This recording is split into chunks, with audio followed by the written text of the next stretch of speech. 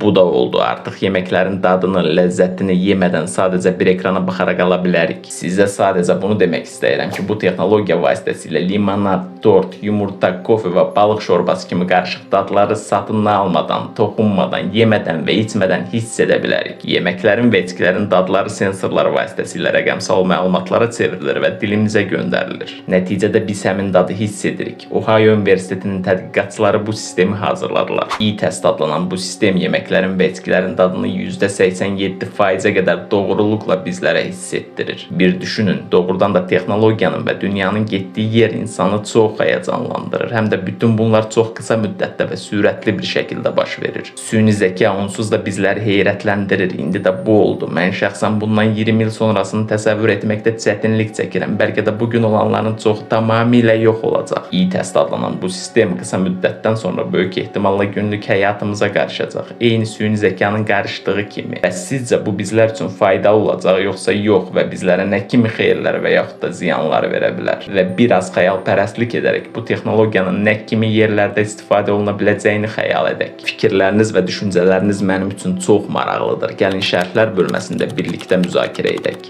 Bir də son olaraq əgər videonu bəyəndinizsə bəyənməyi və kanala abunə olmağı, izləməyi yaddan çıxartmayın. Əgər bəyənmədinizsə o zaman da nəysə.